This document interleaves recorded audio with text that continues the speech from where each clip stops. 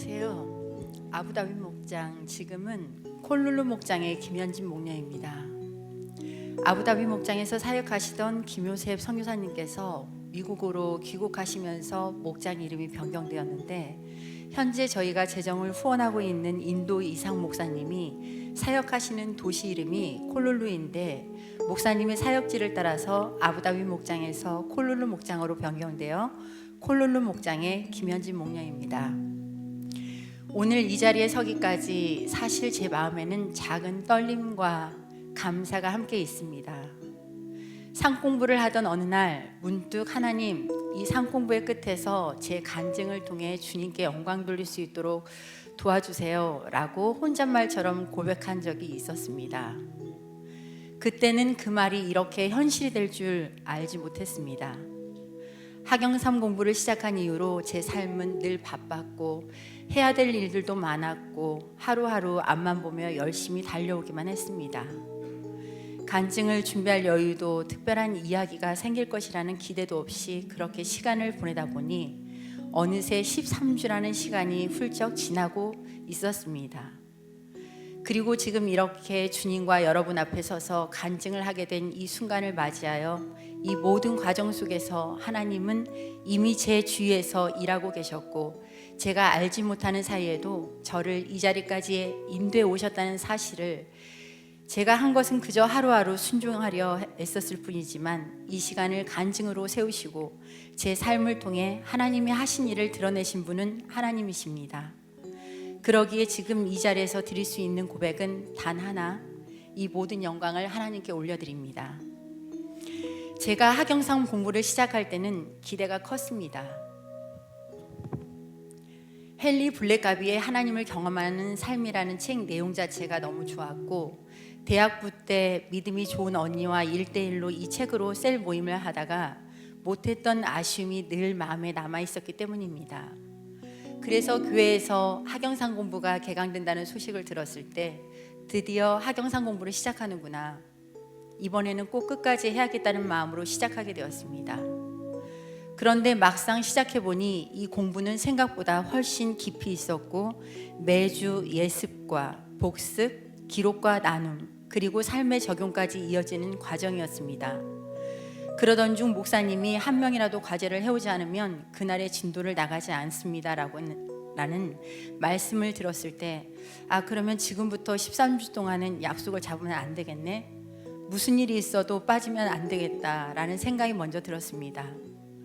그 순간부터 상공부는 설렘보다는 책임으로 느껴지기 시작했습니다.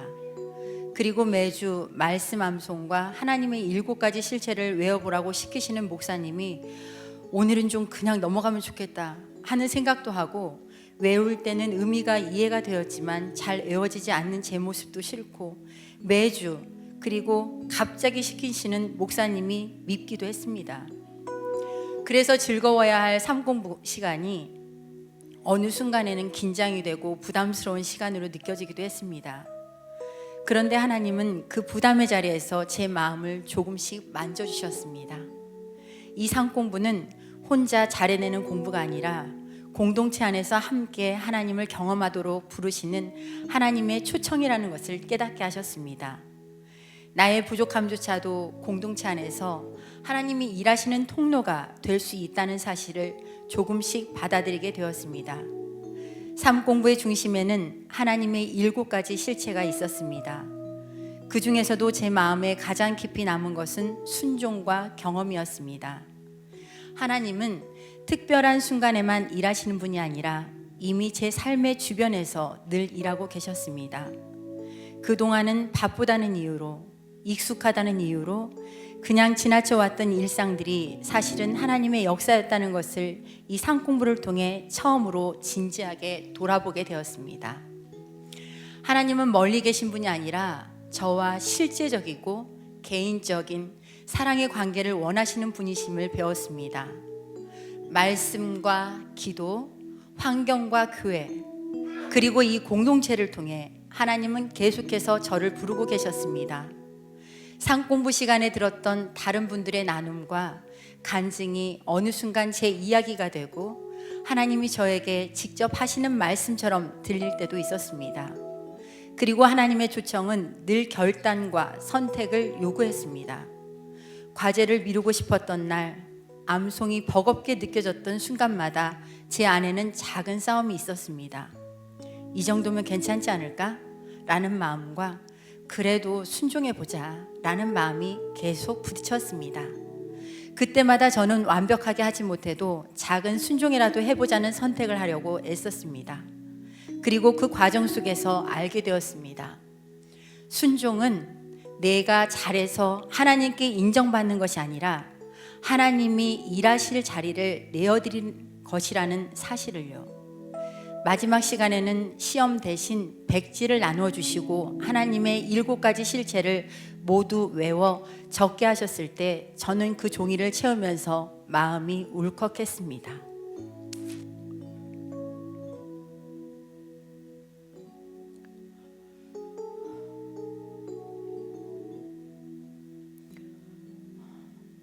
이것이 단순한 암송이 아니라 제 삶에 새겨진 고백이 되었구나 하는 생각이 들었습니다.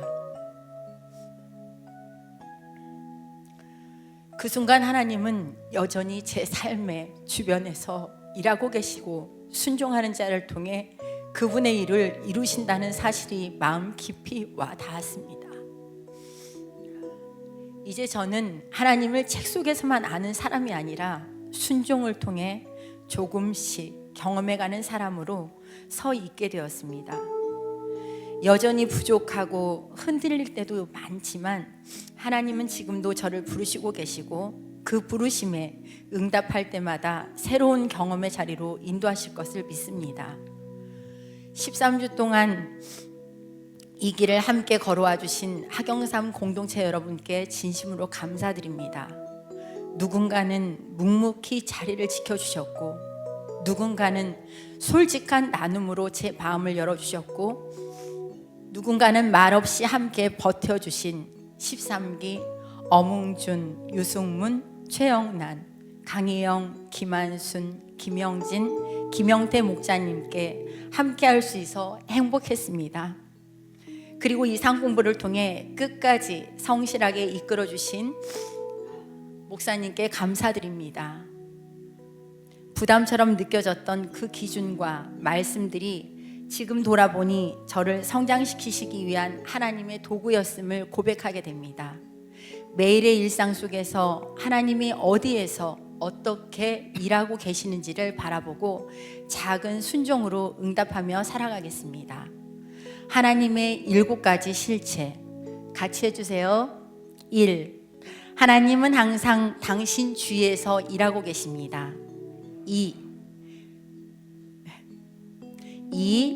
하나님은 당신과 실질적이고 개인적이며 지속적인 사랑의 관계를 추구하십니다.